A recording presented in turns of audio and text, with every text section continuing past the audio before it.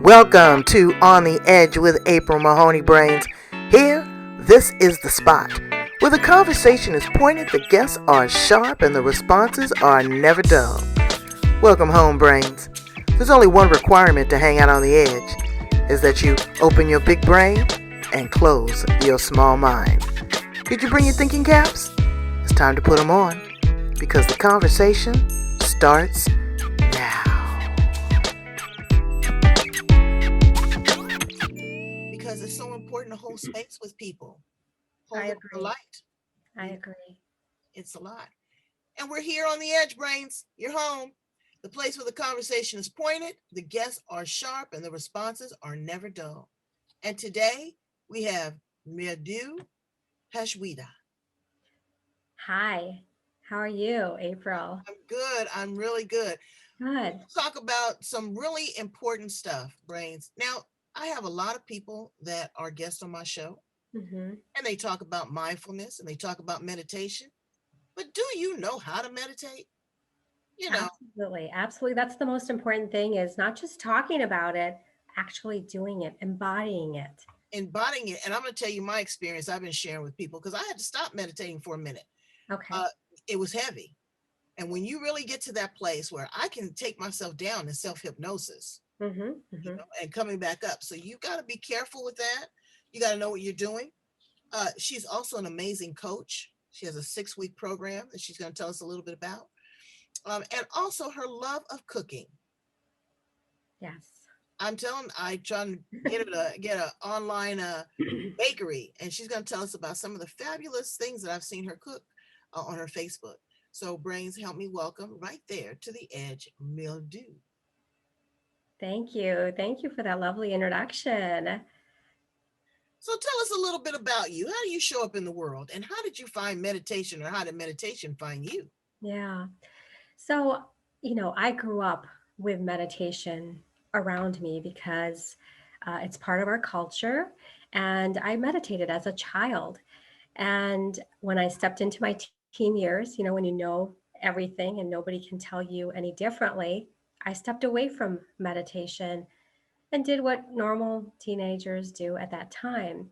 And then later on in life, as you go through tough times, different things coming at you, stressful situations, I found my way back to meditation. And I realized that this was something that I wanted to help others with. And so I decided to become certified. And I've been leading classes, leading sessions at work, as well as just with my business. Well, And that's cool that you're able to do it in the work environment because they're incorporating a lot of meditation into schools now. When I was in school and I was bad, you had to write standards. I was bad to the point going to school where my teacher could even paddle you a little bit. She could get hmm the rule around and kind of get your mind right. But now, so many children are subjected to medication.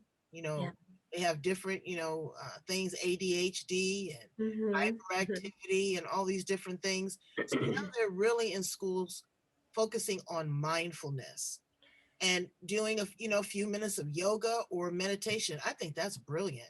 That's a great idea because our lives are busy, our lives are stressful. And even as kids, I think they're dealing with more stress than we did as children because of social media, because you've got these gadgets in your hand that constantly keep you stimulated, overwhelmed, and busy.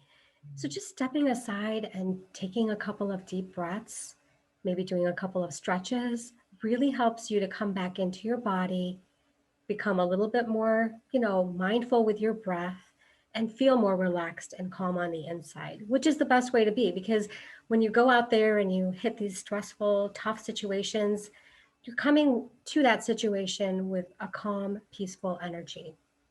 Let me dial back a little bit because you said this is a part of my culture growing up. Now, you were born and raised in India, correct? No, I was born and raised here in the States. My Okay. parents were born in India and came here and had us kids here. So I've grown up here. So, did you go back and visit in India? Not as a child. I have as an adult. As a child, we were busy with school, and so we pretty much stayed here. But once I hit my, adult years, then I started to go back. Definitely. So are you, I don't like to put people in a box, but is your religious doctrine, is that Hindu or? Hinduism, yes. Okay.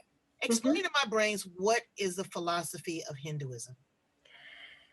You know what? I think it's very similar to what other religions about, where you do unto others as you would like them to do to you. There's a real important piece of Hinduism which has to do with karma. And I know that term is thrown around a lot now here in Right. the West. But what that means is whatever you put out into the world, that comes back to you. So it's important to serve. It's important to help people. It's important to, as well, just take care of yourself and your family. So really being of service and uh, showing up as a spiritual being is really kind of the underlying There's a lot feeling. of, I see, just from the observer, because I've Mhm. been to, many temples, but there's a lot of ritual. Yes. Um, there's a lot of spiritual practice, Hmm. Hmm. more so than maybe other religions where it's more talking, or they Yeah. connect with spirit a different type of way. So was that an adjustment for you? Well, I grew up with that around me. So I knew that not everybody does that outside of my home. But growing up with it, my parents, because they were born and brought up in India, they had this very strong connection to Hinduism and to some of these rituals and prayers that we do. Again, as I grew older, I kind of stepped away from that. And although it's in my, peripheral background, um, it's not necessarily everything I practice on a day-to-day basis. Well, you know what? I think that religion is very important, because it is, whatever religion it is a set of guidelines, it's a discipline, it's a GPS. Yes, It sets us on a trajectory. And without rules, it's chaos. it is chaos. So Absolutely. however that shows up for you, Right. I love your burn offering. There's a lot of religions that do, uh, Yeah. Catholics, Mm-hmm. Hmm. Buddhist, Hindu, Asian philosophy, a lot of burn offerings. And I do that all the time. I burn a lot of Hmm. sage and incense, because it carries your, Hmm. it carries your dreams and your wishes and your thoughts and your prayers. And Yeah. it's just an amazing, amazing tool. So now we're kind of setting the stage for a meditation, Hmm. and so many times people think you got to be, in this certain position. Yeah, Right. you got to be in a certain space. But I have found myself meditating in some of the oddest places lately. Hmm. In my car, behind the seat of my car, wherever I feel that I need to connect with source and spirit, I stop. I get out of the shower, I sit there on the chair, and I just go into a place. How do people prepare themselves for meditation? What do you suggest? So I recommend, just like you said, April, finding any space where you feel comfortable, preferably where it's quiet and you've not got a lot of, outside noise, although, that's fine too. And just really coming back into your body and noticing how you feel. And then being open to the fact that every time you sit down for meditation, it's not going to be the same experience. It might be slightly different. Uh, I do Might recommend, be different. Sometimes mine is a world of difference. yes, yes, it can be very I different. So got you want into to, meditation one time and I just started laughing. I yeah. just, I don't know what it was. I was like a crazy woman. I laughed so hard. And then another time just the tears just came Hmm. down, you Hmm. know? So there Hmm. is a lot of emotion that's stirred up there. Before you Absolutely. continue, I want to ask another thing. Yoga, do you practice yoga? I don't practice it as much as I would like to. I have at different points in my life. And again, that was something I grew up with too. My grandfather would stay with us and he was doing yoga asanas.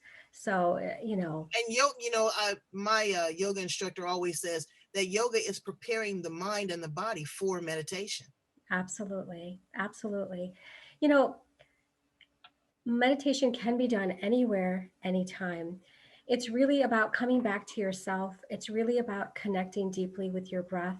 And that really can be done anywhere. It could be done at the traffic light. It could be done at the, in the line at the grocery store.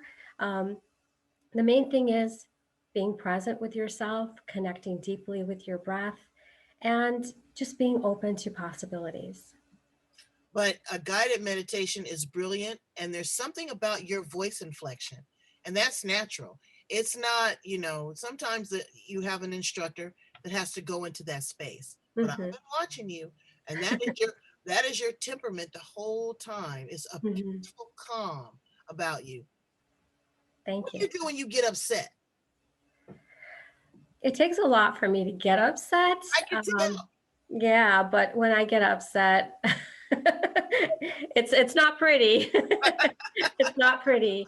Um, but it takes a lot to push me there. But what do you say to yourself? How do you bring yourself back to calm? How do you bring yourself back to center? Because you're a person that practices this all Yeah. the time. So when it takes you out of your element, you know, how do you push that button and say, you know what, Mildew, slow down? So it's a process. It's not just like you said, it's not a button. It's a chance for you to maybe step away from the situation and really take time to come back into your body and feel that calm and feel that presence. And it might be you stepping away, going outside and just connecting with nature. That might help you to just feel that, okay, I'm not as attached emotionally to the situation. It takes me a little bit of time to get to that place because it took a little bit of time to actually get me stressed and maybe angry. It's going to take me a little bit of time to come back to a space of calm. And breath work is really key for that. Well, breath was our very first gift, Yes. and It's still our gift. it is our gift, and people take it for granted. Yeah. They really take it for granted. They don't realize that it's an automatic, you know. I agree. And so many things had surfaced during this COVID-19, I know. I know. during that stressful time, because it was a perfect pause on the entire world. It wasn't Mm-hmm. just me and you, it Yeah. was every Everybody. person on the planet. I mean, Yeah. the sky even cleared, all I the know. bad stuff, the sea cleared, everything was turned around. What did that time teach you about yourself and, about the world around you? It really taught me to pause even more deeply. Like I'm a good pauser in the sense that if I'm feeling stressed, I can step away and really just take time to, get calm and peaceful.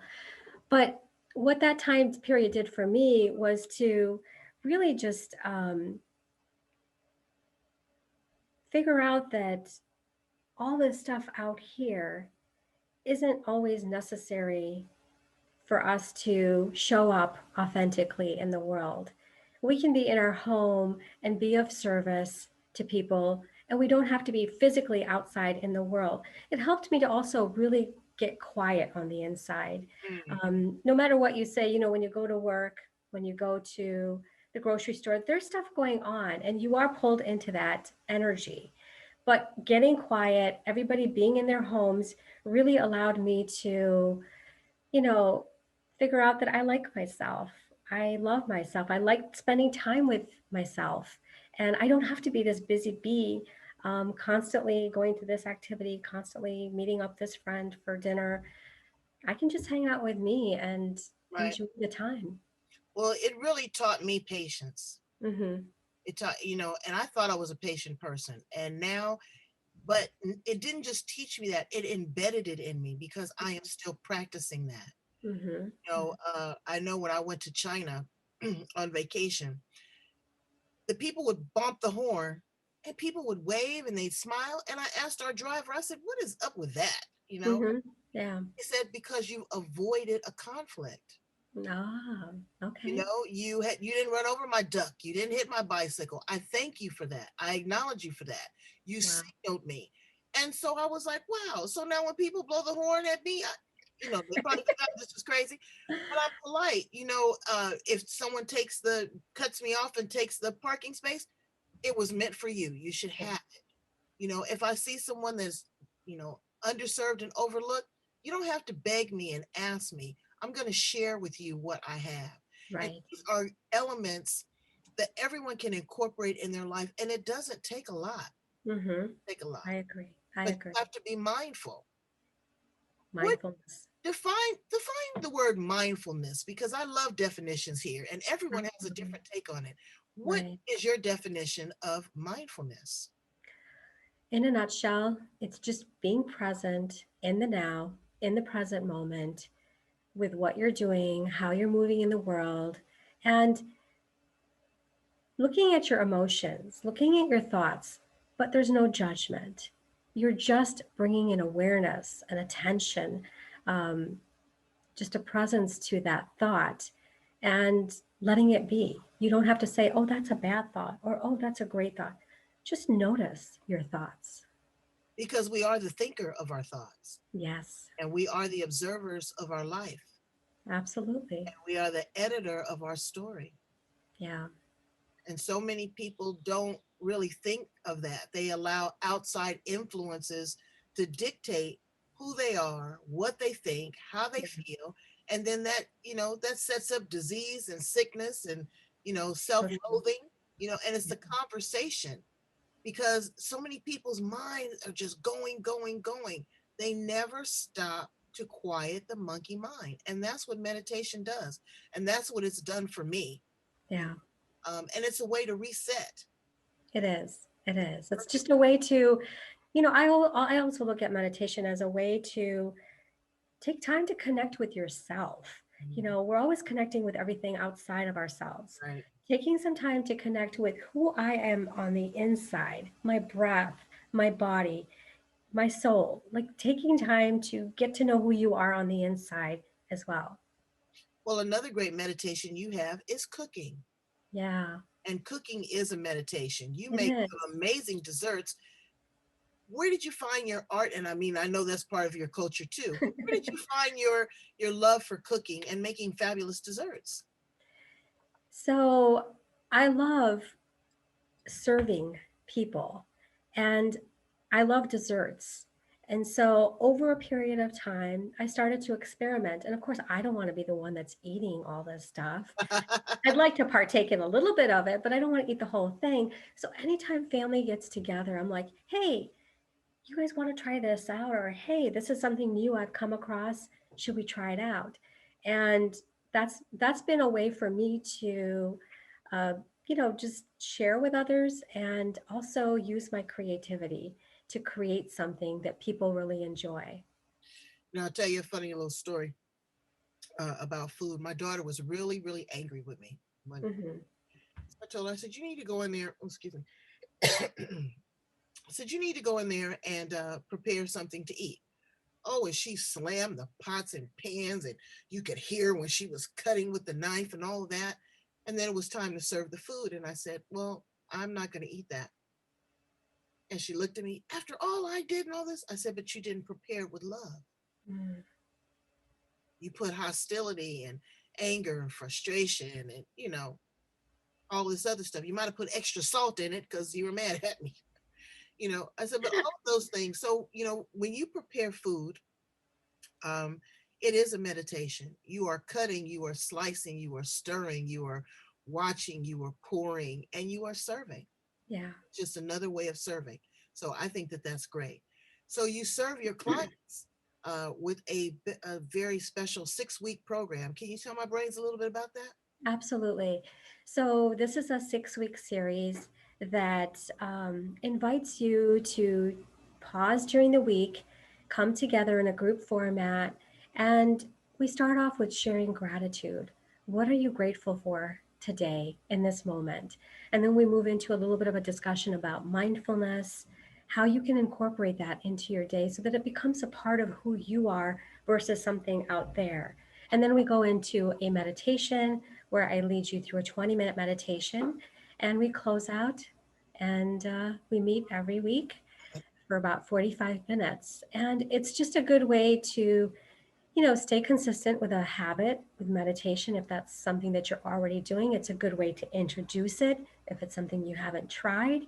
And it's just a community. It's a chance for people to come together and learn from one another. And draw on each other's strengths and sharing each other's life and energy, because we are an energy source. We Yes, really are. And so we really need to tap into that. Please tell my brains how to get in contact with you, sure. because I'd love for them to, enjoy a meditation with you and watch some of her videos, brains.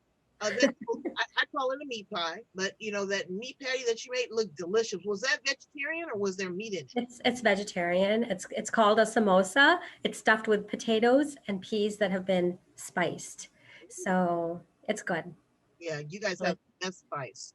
Curries for days. I love it. I love it. So tell me yeah. how to get in contact with you. So my website is liveliferadiantly.com. So it's just like you're living your life radiantly. So liveliferadiantly.com, and you can connect with me through my website. There's a way to contact me there. And my email address is, and I can spell this for you, it's mpasrija@gmail.com. So that's another way you can contact me.